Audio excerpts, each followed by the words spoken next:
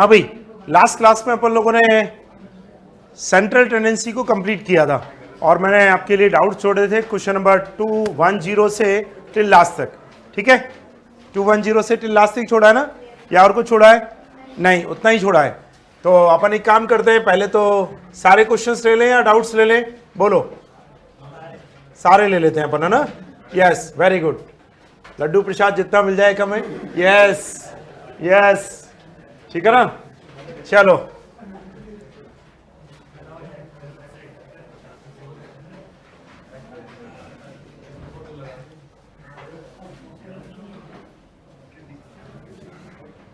हाँ भाई, question number 210 क्या बोल रहा है? 210,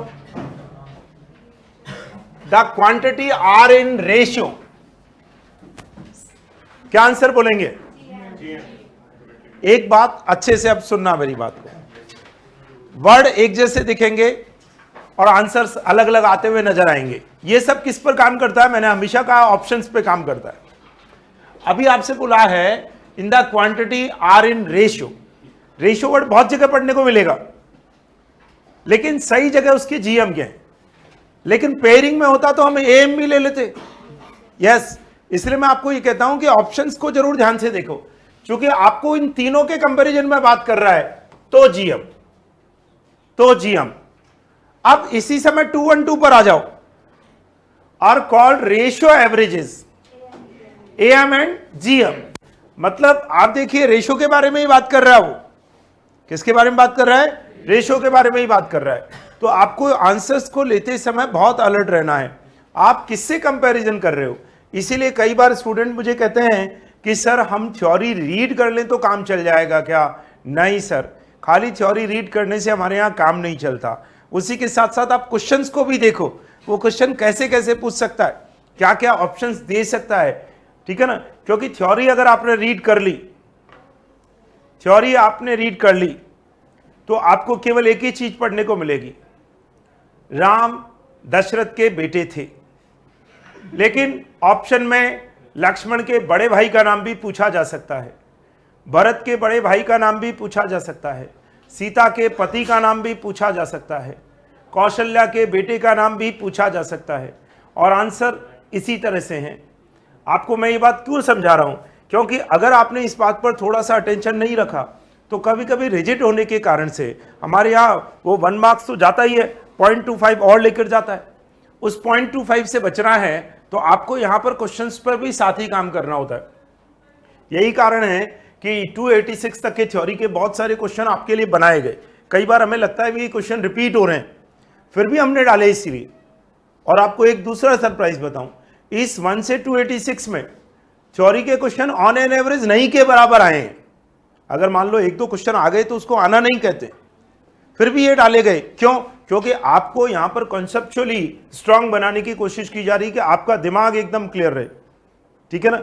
एग्जाम में फिर किसी भी तरह का क्वेश्चन आए तो आप उससे रेडी फाइट कर सकें। Yes, good morning all of. बात सबको भी समझ में आ रही होगी, ऑनलाइन में भी। Yes, GM is defined only when all observation am same sign, none is zero. Yes, हम डिफाइन कर देंगे GM of a set of n observation is the nth root of their product. इसकी definition हो गई nth root of their product. मतलब क्या हुआ? Geometrical mean अपन कैसे निकालते हैं? ये x1 x2 से xn पावर 1/n, इसको nth रूट बोलते हैं। जीएम ऑफ 842, 842 का मतलब हुआ 8 इंटू 4 इंटू 2, कितना आया? 64 इंटू 4 इंटू 4 कितना आ गया? हो गया celebration. Is the reciprocal of M. देखो, एम का रेसिप्रोकल की बात कर रहा है, H M. H M is defined when no observation is zero, एक भी ऑब्जर्वेशन जीरो नहीं होना चाहिए। A person purchase 5 rupees worth of egg from 10 different market. Underline करो 10 डिफरेंट को। जब भी डिफरेंट मार्केट का जिक्र आ जाए, यस, मेरी बात ध्यान से सुनना आप, क्योंकि एम और जीएम एचएम में थोड़ा सा ही अंतर होता है, एक दूसरे के रेसिप्रोकल हैं। एम का सब्स्टिट्यूट भी है एचएम, इसलिए भी ये क्वेश्चन इंपॉर्टेंट हो जाता है। जब हम डिफरेंट मार्केट की बात कर रहे हैं, इसी क्वेश्चन को मैं दोबारा भी बोल रहा हूं, सुनना मेरी बात को। सेम मार्केट की 10 दुकानों पर गए, सेम मार्केट की 10 दुकानों पर गए, 10 डिफरेंट मार्केट की एक एक दुकानों पे गए, दोनों जगह 10 दुकानों पे ही गए साहब, समझ में आ गई बात। लेकिन पहला जिसमें सेम मार्केट में गए वहां एम का यूज कर दिया, और जहां पर डिफरेंट मार्केट गए वहां पर एचएम का यूज कर दिया। क्यों? क्योंकि इसमें गति आ गई, मोशन आ गया, स्पीड आ गई। अब जब 10 डिफरेंट मार्केट में जाते हैं मूवमेंट होता है, यस, इसलिए यहां पर एचएम का यूज बनता है। You are to find the average number of एक, तो आपको आंसर क्या देना है? एचएम, 10 डिफरेंट मार्केट के कारण। ठीक है ना? क्वेश्चंस को अच्छे से अंडरस्टैंड करो, ये बेसिक फंडामेंटल पर क्वेश्चन है। पधारिए आगे, फिर आइए 218 से 220 तक। यस, हाँ बेटा, किसका? अभी कर रहा हूं मैं तो। आपको कंफ्यूजन कहां से हो गया? हमने तो अभी तक 18 तो डिस्कस ही नहीं किया, हमने तो 17 डिस्कस किया। मुझे लगता है आपने 17 को ये 18 मान लिया ना। यस, गड़बड़ हो गई बेटा। यस, कोई दिक्कत नहीं। You are given the population, underline करो पॉपुलेशन। पॉपुलेशन का मतलब जीएम, पॉपुलेशन का मतलब जीएम। यस, पॉपुलेशन का मतलब GM. Yes, logarithms of GM याद करो। ऑब्जर्वेशन को आपने लॉग से मल्टीप्लाई कर दिया, क्या हो गया? वेटेड। ठीक है ना? कभी कभी हो जाता है, छोटी मोटी बातें होती रहती है बड़े बड़े शहरों में, है ना? हाँ, इसलिए चिंता मत करा करो। ठीक है? यस, फिर आइए, can not be calculated if any observation is zero, HM and GM आ चुका है, प्रॉपर्टीज हमारे पास है। ठीक है ना? यस,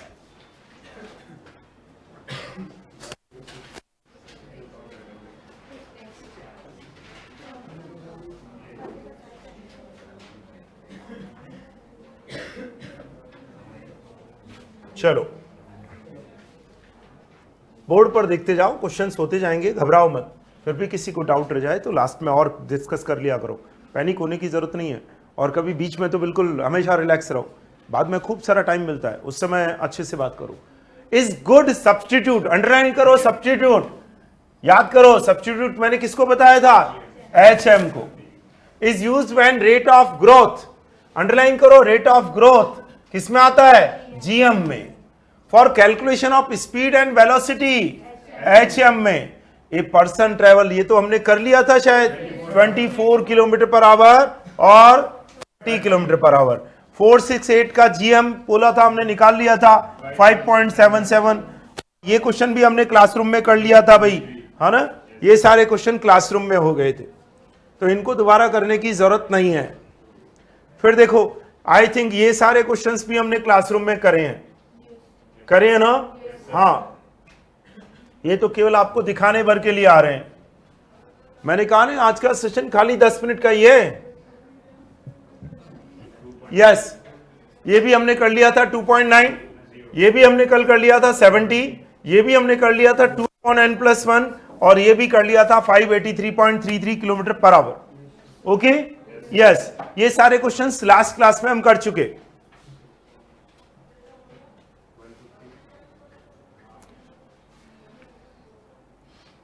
क्या बात है, ये भी शायद सारे ऑलमोस्ट हो चुके, फिर भी देखते हैं कौन कौन सा नहीं हुआ, उस पर काम करेंगे। जीएम ऑफ एक्स वाई दिया हुआ है, एक्स वाई का पूछ रहा है 150, ये भी कर चुके। 8 और 2 16, 4 4 16 हो गया। 3 6 12 ये भी किया था शायद, कितना आंसर आएगा? 6। फिर फाइंड, इसका भी ये भी किया था शायद 5.77, और कल किया था 236, ये आंसर। और more laborious numerical calculation are involve in AM then GM. जरा सोचो ये क्या बोल रहा है, पहले तो मतलब समझो। जीएम के कंपैरिजन में एएम की कैलकुलेशन लेबोरियस है क्या? नहीं, जीएम की ज्यादा लेबोरियस है। फॉल्स। आज एक बात समझना, जीएम का कंपैरिजन कैलकुलेशन में एएम से हुआ है ना, इस बात को याद रखना थोड़ी देर के लिए। अभी आने वाला है फिर दूसरा क्वेश्चन। कभी कभी क्या होता है बेटा, अपन क्वेश्चंस को एक बार पढ़ा और छोड़ दिया, हमारे यहाँ ऐसा नहीं है।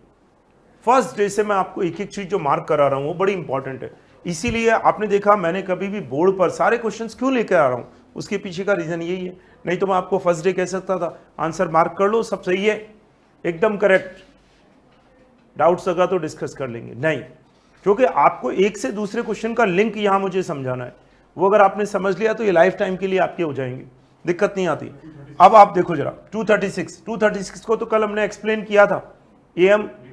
एएम हमेशा जीएम से ग्रेटर और इक्वल होता है और जीएम एचएम से ग्रेटर और इक्वल होता है, तो उसमें रिलेशन ये लिखाया था हमने, which is greatly affected by extreme. अब चूंकि यहां पर वैसे तो एएम की खुद की प्रॉपर्टी में तो हमने सम इफेक्ट लिखाया था, अब यहां पर ग्रेटली क्यों लिख रहे हैं? क्योंकि इसका कंपैरिजन किससे कर रहे हैं? मीडियन और मोड से कर रहे हैं, इसलिए आंसर अर्थमेटिक मीन है। क्यों? क्योंकि मीडियन के लिए तो हम कहते हैं नो इफेक्ट, मोड के बारे में कहते हैं कैन नॉट से, ठीक है ना। अब आईसीआई ने ये क्वेश्चन वापस पूछ लिया और ग्रेटली की जगह आपसे पूछिया which is least effected by extreme value, option यही रखे, तब आंसर क्या चला गया? मोड चला गया। क्यों? क्योंकि तीनों के कंपैरिजन में आज आप इसको ग्रेटेस्ट बोल चुके हो, तो वापस लीस्ट बोलोगे क्या? नहीं, उस समय क्या चला जाएगा? Mode. Which is not amenable to further algebraic treatment, जिसका आगे रॉन्ग से करेक्ट करने का काम नहीं हो सकता, वो कौन है? मीडियन भी है और मोड भी है, दोनों में अपन रॉन्ग से करेक्ट नहीं कर सकते। Both B and C, final. Yes, तो एक एक क्वेश्चंस को अच्छे से करो। यस, ये हुआ 239 तक।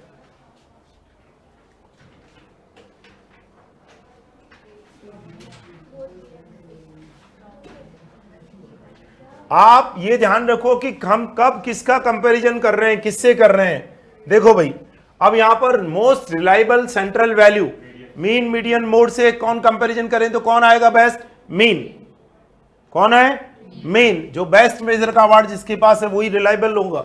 Yes, which of the following result hold for a set of distinct, अलग अलग AM GM HM greater than का रिलेशन, ठीक है। Extreme value have effect on mode, none of these can not say का मतलब नन ऑफ दीज ही होता है। Am का मतलब ए लिखा, जीएम का मतलब जी लिखा, और डिफरेंट अनइक्वल क्वांटिटी की बात कर रहा है, तो अभी भी पढ़ा आपने, एएम बड़ा होता है जी से, तो A greater G. Which of the following statement is wrong? Mean is rigidly defined, ये तो सही है। Mean is not effected due to sampling fluctuation, ये रॉन्ग है। सैम्पलिंग फ्लक्चुएशन से इफेक्ट होता है, ये ध्यान रखो। कितना होता है ये बात की बात है, अभी इफेक्ट होता है एक्सेप्ट। और इस क्वेश्चन पर टी मार्क कर लेना चाहिए याद करने के लिए, मैंने कहा था ये थ्योरेटिकल प्रॉपर्टी है। यस,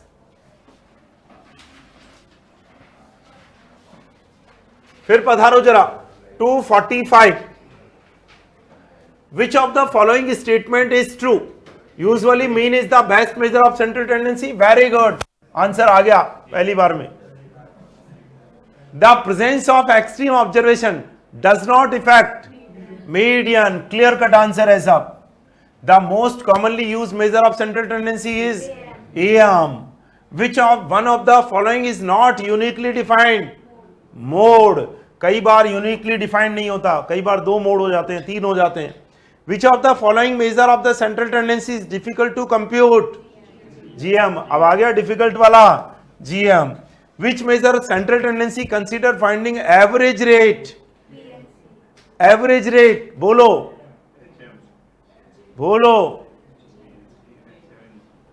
पढ़ो जरा जाकर के। एवरेज रेट का यूज किस किस पर है? जीएम पर भी है और एचएम पर भी है।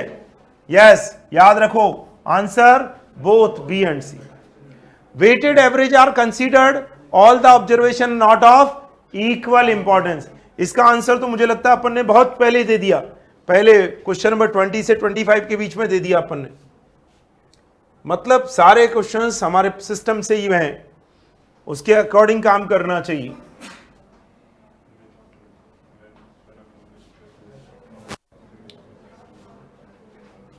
When a firm registered both profit and losses, which of the following measure of central tendency cannot be considered? किसका कंसीडरेशन नहीं करोगे? जीएम, ठीक है ना। क्यों, ऐसा क्यों बोल रहे हो आप? कोई बता सकता है इसका कारण? मैं बताता हूं। जनरली प्रॉफिट हमारा कॉन्टिन्यूअस वेरिएबल है, प्रॉफिट और लॉस कॉन्टिन्यूस वेरिएबल है, और कॉन्टिन्यूस वेरिएबल के लिए हम किस कर्व को फॉलो करते हैं? सिमेट्रिकल कर्व को फॉलो करते हैं। यस, ध्यान से सुनना मेरी बात सब। प्रॉफिट और लॉस के लिए हम कौन सा कर्व फॉलो करते हैं? Symmetrical, normal distribution. और वहां पर मीन मीडियन मोड आपस में क्या होते हैं? इक्वल होते हैं। ये भी हमने पढ़ा है, mean median mode are equal. कहां? सिमेट्रिकल डिस्ट्रीब्यूशन में, नॉर्मल डिस्ट्रीब्यूशन में, बेल शेप्ड कर्व जिसको बोलते हैं। तो इसका मतलब अगर मीन प्रॉफिट को, अर्थमेटिक मीन प्रॉफिट को डिफाइन कर लेगा तो मीडियन भी कर लेगा। यस, कर सकता है, लेकिन कौन नहीं कर सकता? जीएम नहीं कर सकता। यहां गलती से फंस गया एक answer. Which of the following measure possess mathematical property? तीनों पर अप्लाई होती है, रॉन्ग से करेक्ट करने की कैपेसिटी तीनों पर है। Which of the following measure satisfy linear relationship? तीनों ही करते हैं, क्योंकि तीनों ही ऑरिजिन इसके इफेक्टेड होते हैं। For a given set of observation HM is less than GM? क्या एचएम जीएम से लेस देन होता है? False. For a given set of observation AM is greater than GM? True. Yes.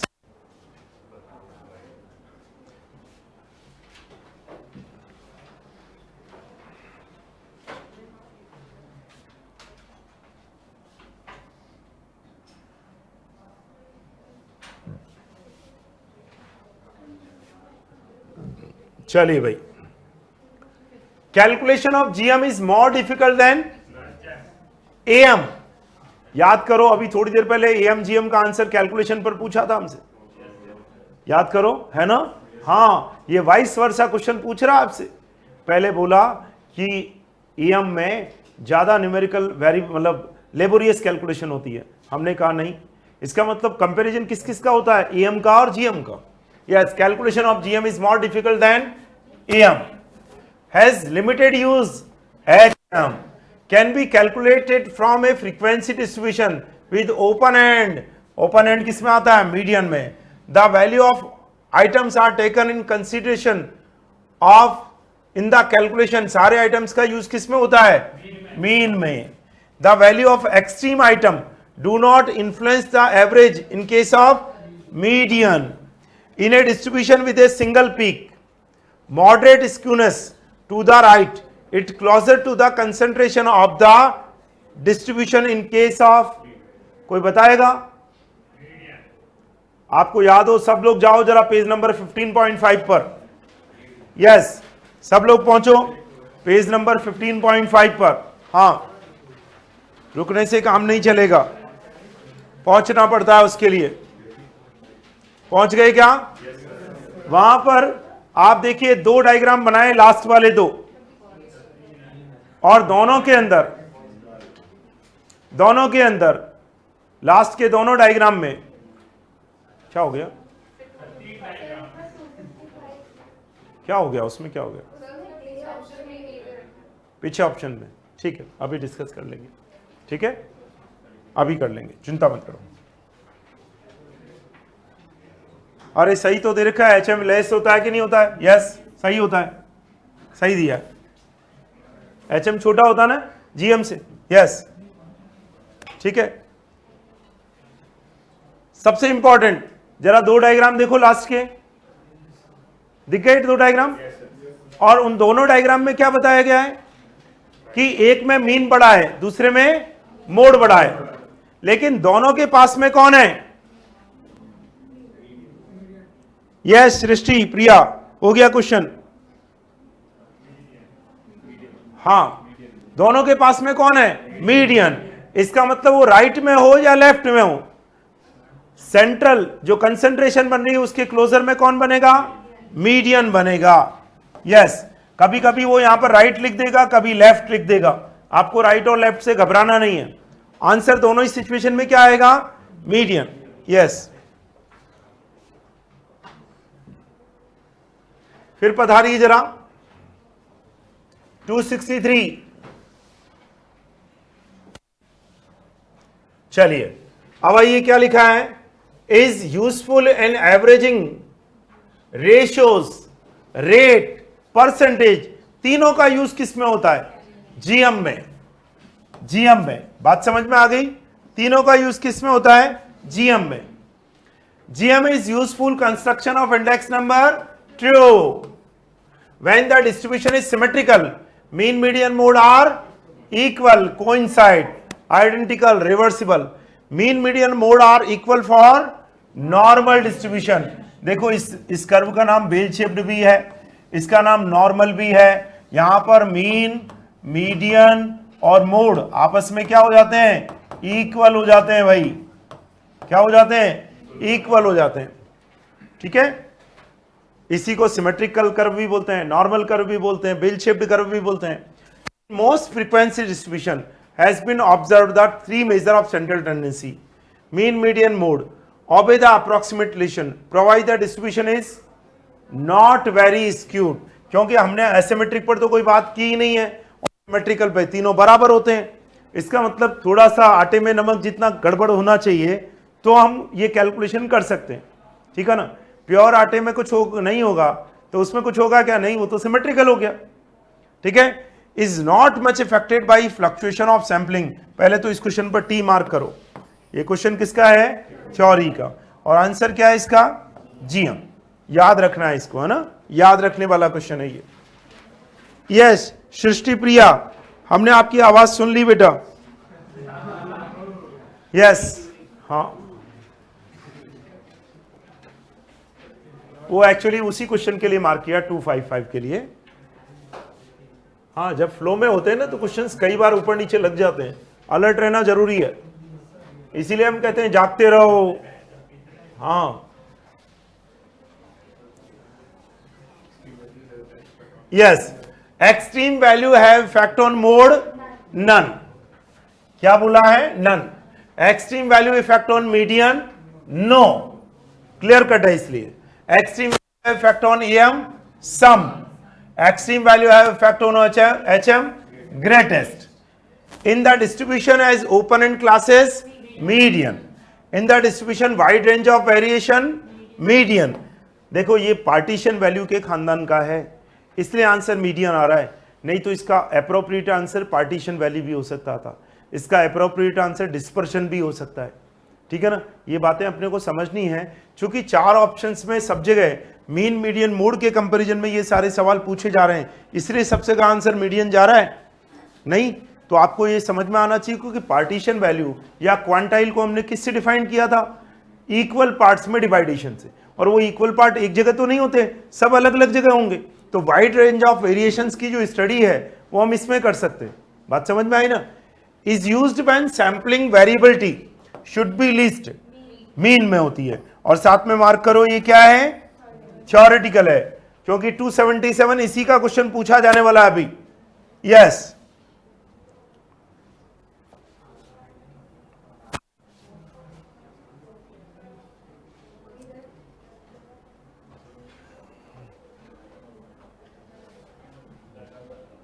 चलिए भाई. The correction factor is applied in exclusive. किसमें होता है? Exclusive. Mean has the least sampling variability, prove the mathematical property. क्या होगा? False. क्या ये mathematical property है? नहीं, झूठ बोल रहा है, झूठ बोल रहा है. फॉल्स है ये तो. हमने बार बार 1000 बार कहा है थियोरेटिकल, थियोरेटिकल, थियोरेटिकल. इन्हें मॉडरेटली एसिमेट्रिक, अंडरलाइन करो एसिमेट्रिक को. तो हमें एसिमेट्रिक पे कुछ पढ़ा है क्या मैंने? फॉल्स. जो भी लिखा है गलत है.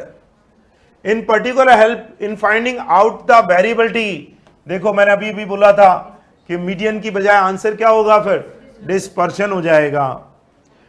If the class interval is open end, किसका आंसर आएगा?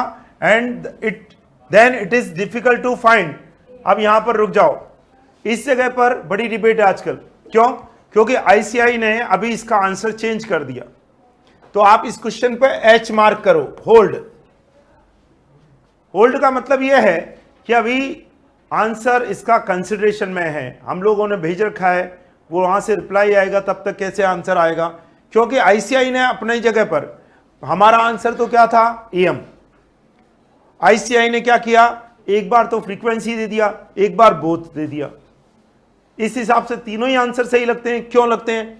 If the class interval is open and, अगर ओपन एंड क्लास इंटरवल होगा तो वहां पर अपन EM निकाल सकते हैं क्या? नहीं निकाल सकते. EM नहीं निकाल सकते.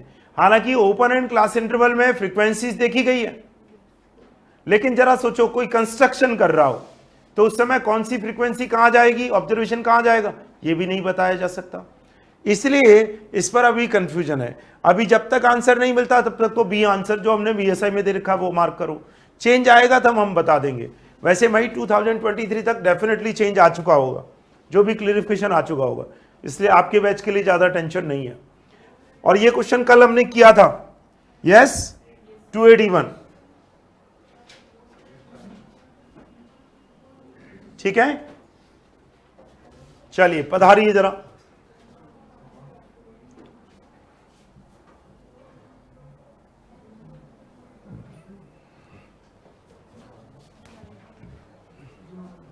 If the AM and HM for two numbers are 5 and 3.2, तो GM क्या होगा, तो GM बराबर होता है under root AM into HM, तो इसका मल्टीप्लाई करेंगे तो अंडर रूट 16 मतलब 4।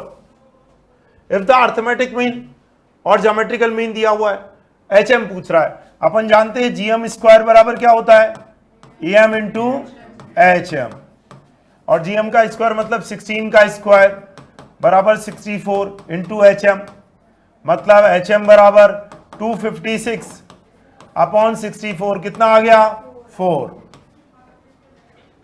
और ये क्वेश्चन भी हमने कल कर लिया था, a plus b AM a plus b upon 2 दिया 6.5 और अंडर रूट AB बराबर दिया 6। इसका मतलब हुआ a प्लस बी का टोटल 13 आना चाहिए और AB बराबर 36 आना चाहिए। किससे आ रहा है, बी ऑप्शन से। किया ना कल। अब बोर्ड पर देखो, AM and GM of for 10 observation is 15, AM और GM बराबर है तो HM भी क्या होगा, बराबर होगा 15। अब लास्ट क्वेश्चन को देखो, HM AM GM of 2 observation, 2 observation की कहानी है, और कहानी में हमें पता है क्या आता है, 10.2 ये HM और AM 16, इसका अंडर रूट किसके बराबर आना चाहिए, 14 के बराबर आना चाहिए। आ रहा है क्या, नहीं आ रहा है, फॉल्स, क्योंकि GM बराबर क्या आना चाहिए, under root AM into HM। Yes Srishti Priya, हमने आपका क्वेश्चन सुन लिया, 255 का आंसर चेंज कर दिया, घबराओ मत, तुम सही हो। यस यस करेक्ट बोलना पड़ता ना, हाँ यस करेक्ट, ठीक है ना। उसने बोला HM लेस देन होता है GM से, यस होता है, होता है, ठीक है। तो अब आपको ध्यान में आ गए क्वेश्चंस। चलो अब ये सारी चीजें हम जब कर लेते हैं, ये सारी चीजें हम जब कर लेते हैं, तो अब जाकर आपने एक बात देखी होगी, आप में से बहुत सारे बच्चे जब पहली क्लास में थे तब से अभी तक का एक एक्सपीरियंस अपने आप बनता है, और कई बार बच्चे बताते भी मुझे कि सर हमने सोचा था कि मीन जो है ना वो तो फटाक से खत्म हो जाएगा। अब आपने देखा कि mean, median, mode, AM GM HM कितना डेप्थली हम यहाँ पर डिस्कस कर रहे हैं, और हमारे यहाँ पर क्वेश्चंस भी आते हैं इसके अकॉर्डिंग, हमारे यहाँ पर क्वेश्चंस भी आते हैं। कई बार मैं इस समय बच्चों को कुछ पेपर्स भी दिखा दिया करता हूँ कि देखो अपने को हर समय हर दिन पेपर पर अपनी वर्किंग स्ट्रांग होनी चाहिए। देखो मैं आपको कुछ क्वेश्चंस दिखा रहा हूँ।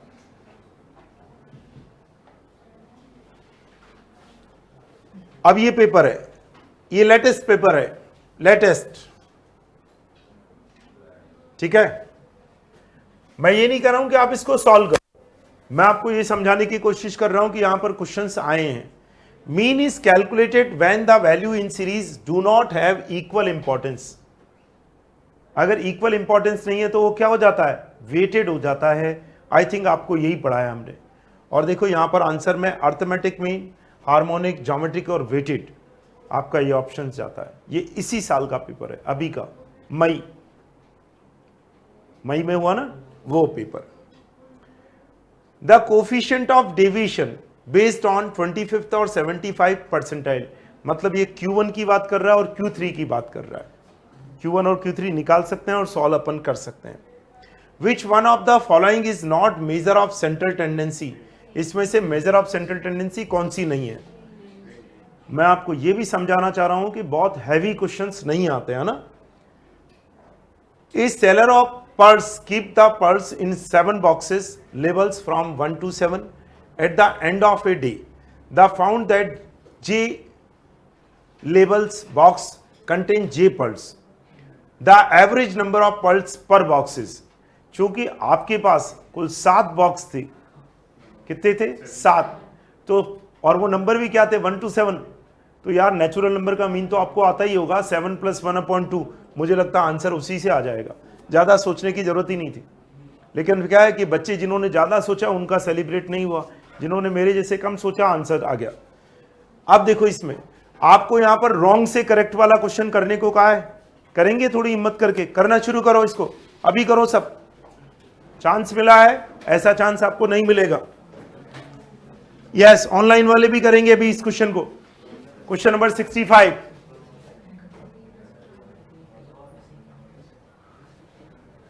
करो भाई, कैलकुलेट करो फटाफट। कर रहे हैं ना सब? करेंगे तो फंडामेंटल स्टैट्स कल ही शुरू करेंगे अपन, फिर करिए फटाफट।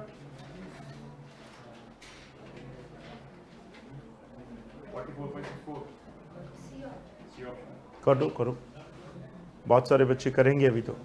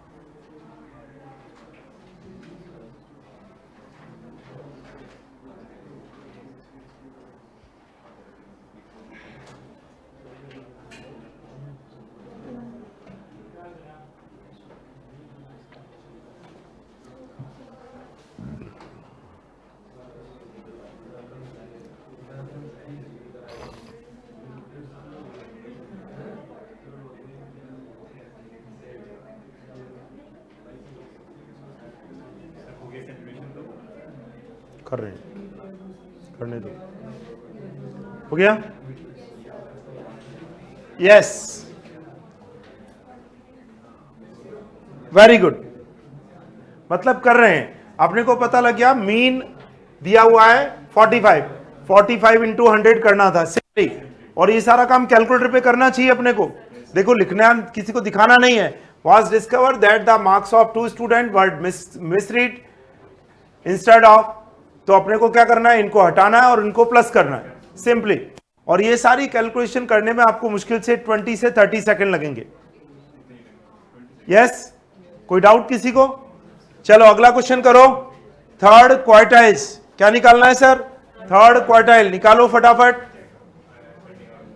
करिए सर करिए, क्वेश्चंस आ गए, करो सर अरेंज, अरेंज करो फटाफट। वेरी गुड, थर्ड क्वार्टाइल निकाल दो।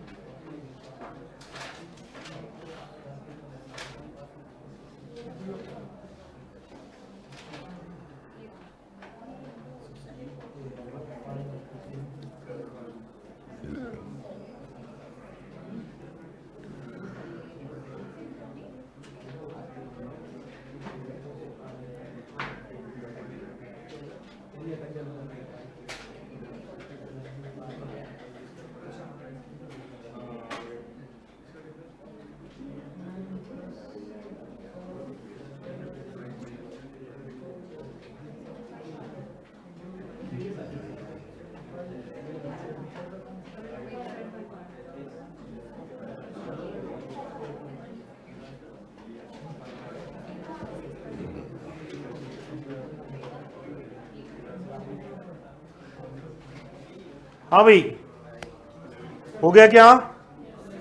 कितना आंसर आया? 36.25। Yes, correct answer. यस।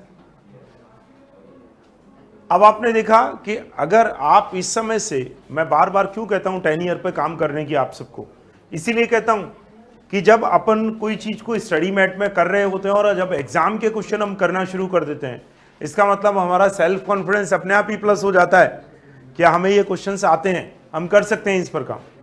और दूसरी बात, हमें एक बात और समझ में आती है कि जो हम स्टडी कर रहे हैं, यस, वो हमारी डायरेक्शन में है, मतलब इस तरह के क्वेश्चन एग्जाम में मिलते हैं। यस, मैं इसीलिए कहता हूं कि इन सब क्वेश्चंस पर अपने को काम करते रहना चाहिए। और देखो जरा,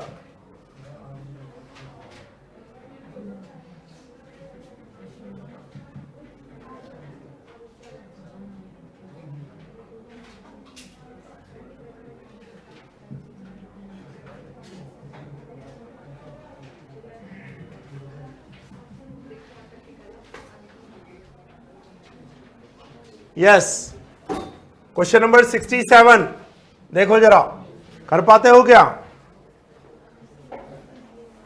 67।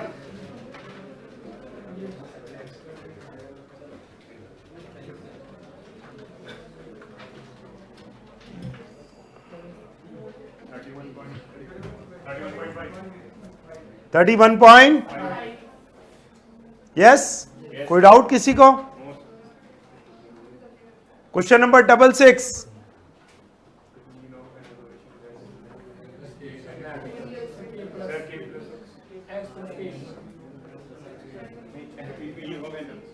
अरे ऐड ही तो करना है, x प्लस के, सिंपल सवाल है। चलो थोड़ी हिम्मत करो 65 की, देखते हैं आज कौन कौन कर पाता है, नहीं तो छोड़ देना। हाँ, नेगेटिव आंसर मत लाना। यस,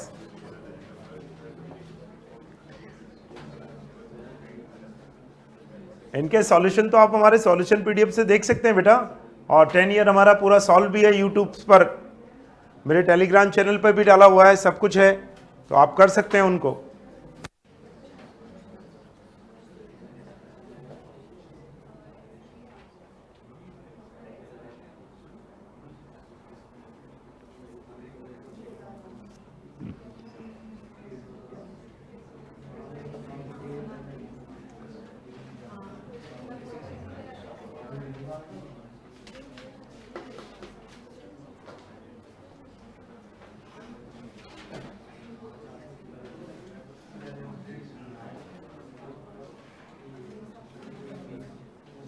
मुश्किल लग रहा ना? हाँ, चलो कोई दिक्कत नहीं, छोड़ो इसको आप।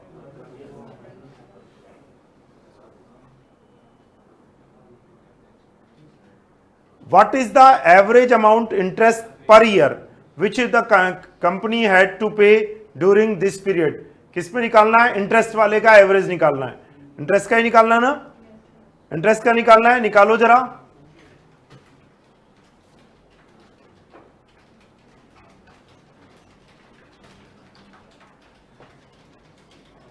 क्वेश्चन भले ही बड़ा सा है लेकिन आंसर बहुत छोटा सा, मतलब आपको वर्किंग खाली इंटरेस्ट पे करनी है। क्या करना है? टोटल करना है और 5 से डिवाइड कर देना है, सिंपल है ना क्वेश्चन? यस। अब बच्चे कई बार क्या है, लार्ज सा क्वेश्चन देख के घबरा जाते हैं, हाथ पे ठंडे, बीपी धड़ाम से लो। यस, है ना? खाली क्वेश्चन कितना सा है, केवल इस कॉलम का सम करना है और नंबर ऑफ टर्म से डिवाइड करना है। बात समझ में आ गई? चलिए सर। ओहो, ये फॉर्मूला मैंने पढ़ाया था क्या आपको? Yes yes. कौन सा फॉर्मूला सही है? सी है? मुझे तो कोई सही नहीं लग रहा है, कौन सा सही है बताओ जरा। सर सी सही है सर? नहीं सर, सी सही नहीं है, डी सही है।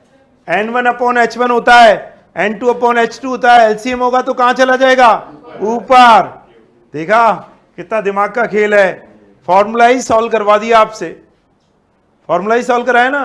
यस, क्वेश्चन नंबर 62 कर दो।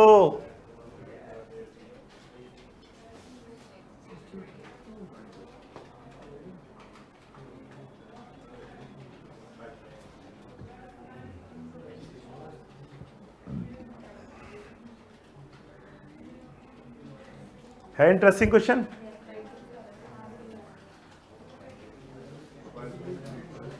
आप समझ में आ गया कि मुझे क्यों टाइम लगता है सेंट्रल टेंडेंसी पर? यस, मुझे टाइम लगता है इस पर।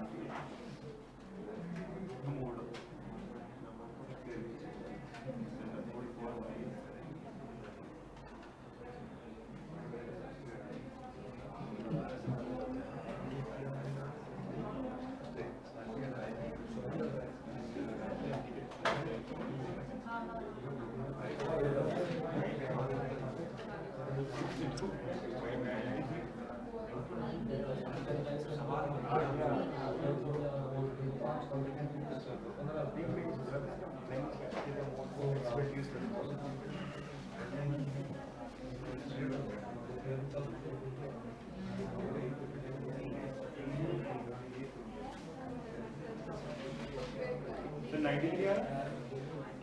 ये रॉन्ग है। किसका? 93 इज करेक्ट? यस।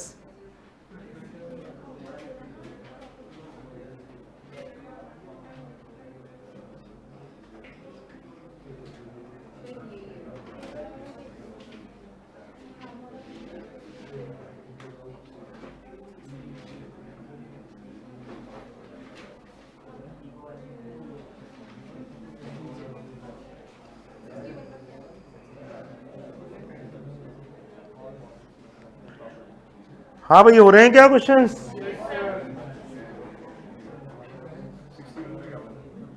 अरे बहुत सिंपल है, देखो तो सही, जिसमें मैथमेटिकल प्रॉपर्टी नहीं लगती वो कौन है? बताओ जरा। अभी आपने पढ़ा था जिसमें लगती है उसके 3 नाम तो पढ़ के आए हो आप। देखो जरा कौन कौन से पे लगती है। एम, जीएम, एचएम सब पर लगती है। रॉन्ग से करेक्ट करने की फैसिलिटी मीन में होती है, मीडियन में नहीं होती है। आप बताओ कितना सिंपल क्वेश्चन है, और हमारे वीएसआई मॉड्यूल का ही क्वेश्चन है। हाँ, लेकिन क्या है कि सर अगर आप ध्यान से नहीं पढ़ोगे ना तो गड़बड़ होते हैं, टाइम नहीं लगेगा। और आप देखो एम और एचएम दिया हुआ है 2 नंबर का, है ना, और आपको क्या पूछ रहा है? जीएम नहीं निकाल सकते हो? निकालो फिर, बैठे क्यों हो? 7.3।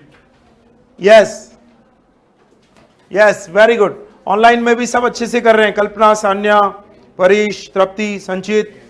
Yes, very good.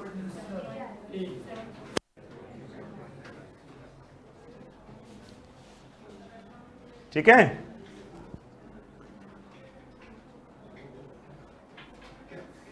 मतलब आपको यहां पर कुछ चीजें समझनी है कि एग्जाम में जब क्वेश्चन आते हैं तो वो सब इसीलिए 286 तक आपको कराया गया है। अब लॉजिकल क्वेश्चन 58 पे पधारो। The match data is given, the which of the following can not be found. Upon list देख के निकाल सकते हैं, हाईएस्ट भी देख के निकाल सकते हैं, मिडिल एवरेज करके निकाल लेंगे। बेस्ट के बारे में हम बात नहीं कर सकते। बेस्ट क्या होगा? इंडिविजुअल ग्रुप्स में से देखा जाएगा, जो कि हमारे लिए पॉसिबल नहीं है। ठीक है ना? तो आपके पास जो अवेलेबल आंसर्स हैं उसमें से आंसर्स आपको मार्क करना होता है, जो अवेलेबल आंसर्स हैं उनमें से मार्क करना होता है। ठीक है ना? इसलिए मैं कई बार कहता हूं कि आंसर्स अच्छे से देखो और फिर मार्क करो, जल्दीबाजी मत करो। ठीक है ना? ये सब आपको करना होता है।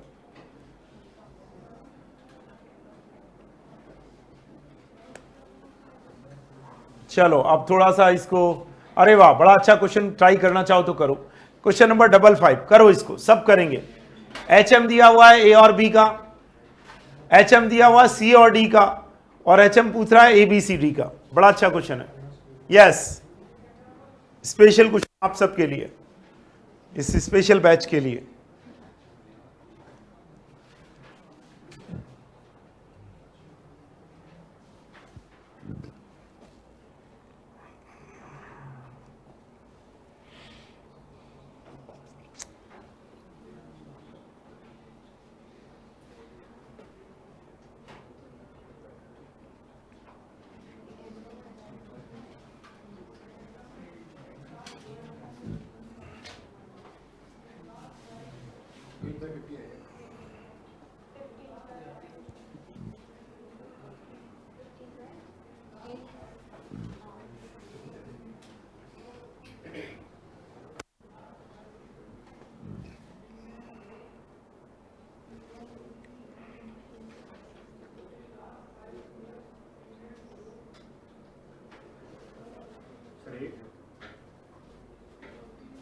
मैं आंसर नहीं बताऊंगा सर, आपको ही करना है ना।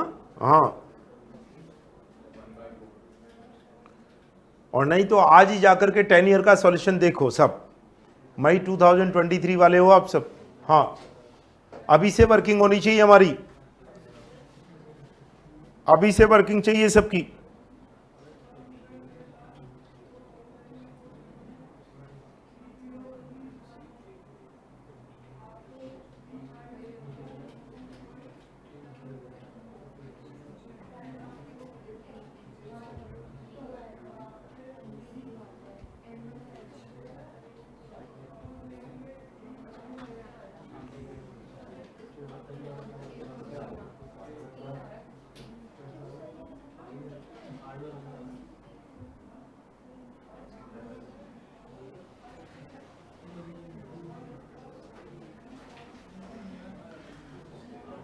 यस, तृप्ति शर्मा, वेरी गुड।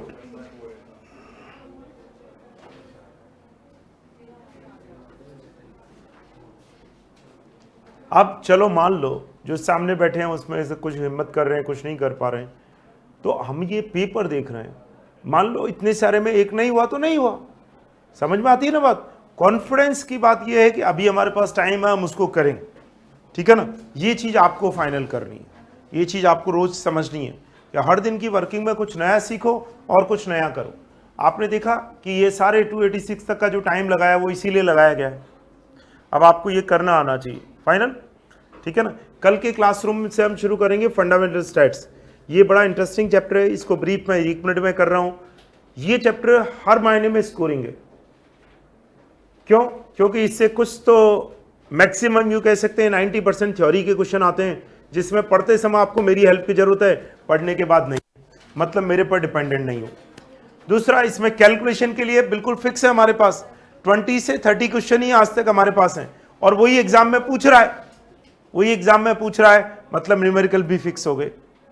तो ये आप में से जो स्टूडेंट जिनका मैथ्स पे हाथ टाइट है उन सब के लिए बड़ा अच्छा चैप्टर है।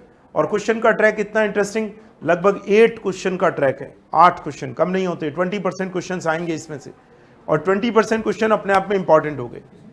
ये इस महीने में बड़ा चैप्टर बनता है। तो इसलिए yes, fundamental of stats, description of data, इसको हम कल से स्टडी में लेने वाले हैं। फाइनल कंप्लीट करें आज की क्लास को। चलो भाई कंप्लीट।